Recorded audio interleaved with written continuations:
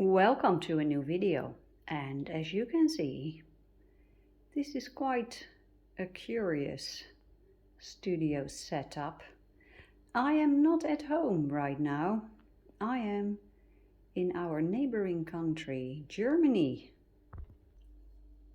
And my husband and I, we are in the city of Erlangen, that is north of Nuremberg. So that is in the, do you say a province? No, it has a different name, but it's in Bayern. It's the southeast of Germany. And well, my husband has to be here for business. It's a business trip, and I was so fortunate to join him. And I decided to take some video equipment with me so I can do a little bit of work here, making videos. And I've been thinking about what to do in the videos. I'm working on a tutorial series, but I also thought, let's take some paintings with me that I never finished, and this is one of them. It's on some areas it looks good, like here. I'm very pleased with this, but on other areas it looks dull. It's not finished yet. Now there is a challenge here because I have no idea. I cannot remember the exact color combinations that I used for this. So it's going to be trial and error and just well, whatever. I don't even remember the paint that I used. And because we are in Germany, I took Schmincke with me, the beautiful German watercolor brand. So it's a little bit of a gamble here. And let's see what is going to happen. So what I'm going to do, I'm going to try to mix colors that will make beautiful dark shadows here within this beautiful red rose.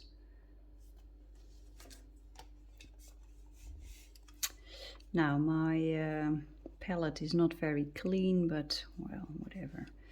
Let's begin with a little bit of this one. It's a cool red tone.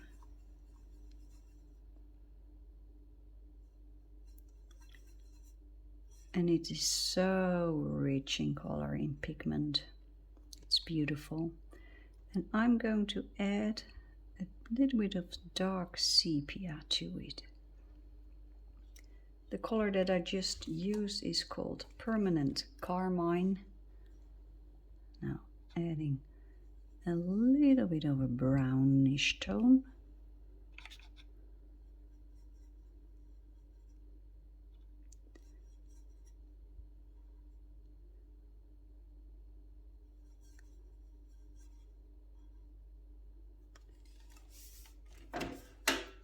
I don't think it is dark enough, but let's give it a try.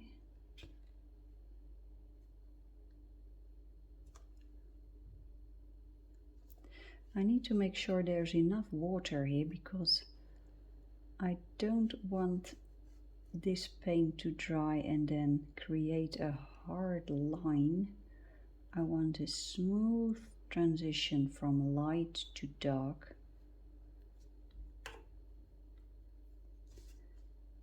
So let's see if I can make that happen.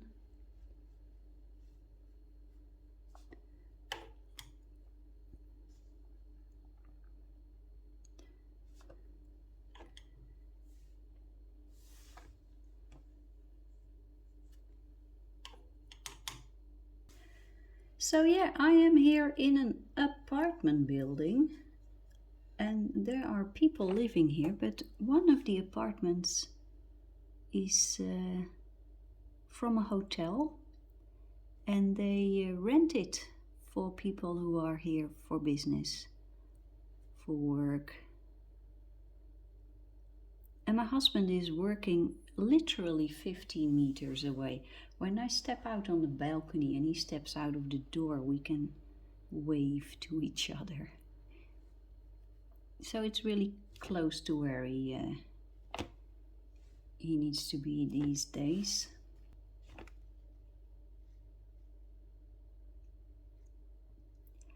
And I have quite some plans here, like hiking. I'm planning on doing a little bit of hiking here. There are a couple of small mountainous hills that I would like to try, because here in the Netherlands where I live, there are no mountains at all. So whenever I am in a rocky environment, I must see it, I must go there. I'm now mixing a little bit of indigo in the mixture, because I have a feeling we need a little bit more strong darkness in the shadows.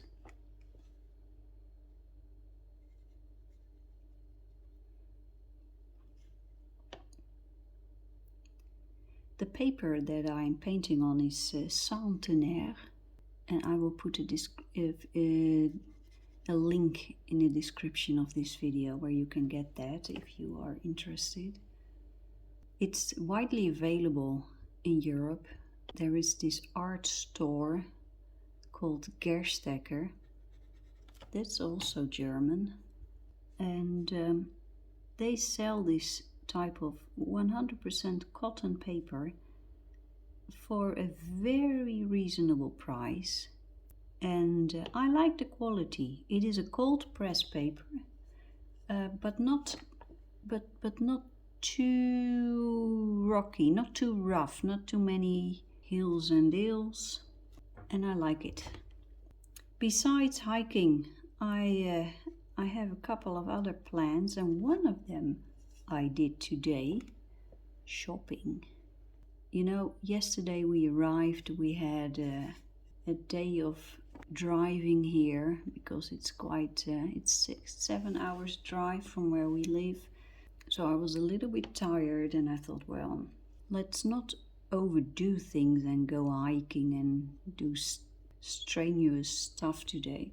So this morning I went grocery shopping, and this afternoon I went back into the city.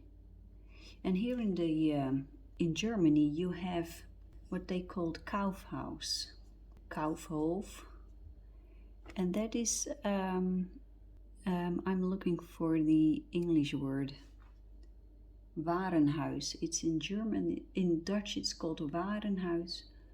It's like Harrods in London. Those large shops, multi-store shops where they sell clothing, jewelry, shoes, they sell bags, cosmetics, books. They have so many things. And if you have been in Germany and did some shopping, you may have come across.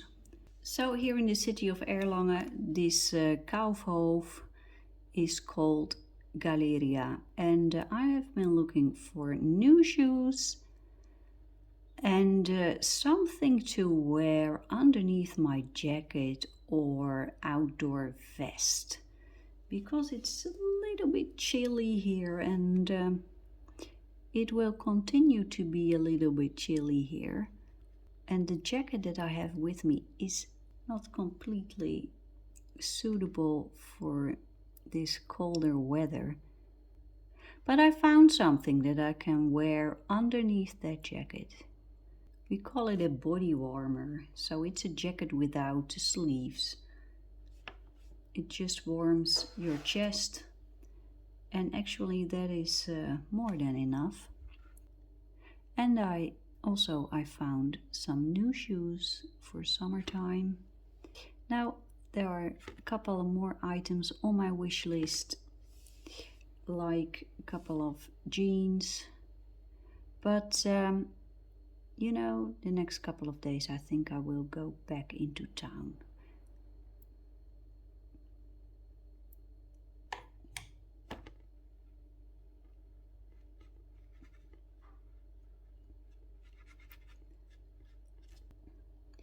this morning I went grocery shopping and I'm going to make a wonderful meal tonight. It has a German name called Geschnetzeltes. It's a variation on the traditional dish. I'm making it a little bit different, but it is based on schnitzel, and as far as I know, the original Geschnetzeltes dish is schnitzel without that crusty, how do you say that?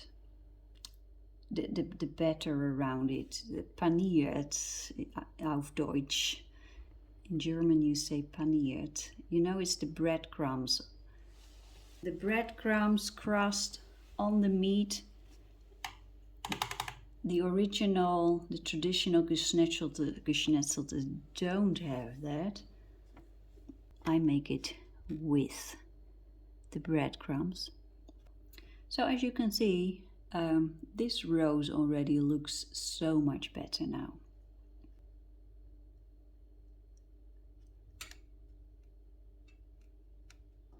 You really need to learn to go dark with your shadows, especially if you want the sun to shine in your painting or drawing.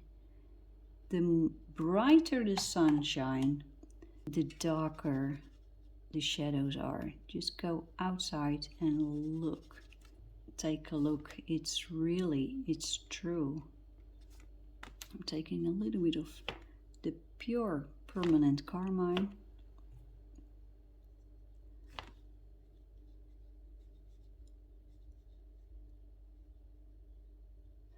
I have this nice field kit, watercolor kit, that I take with me whenever I go outdoors, but it is Sennelier professional watercolors, but I think I need to switch.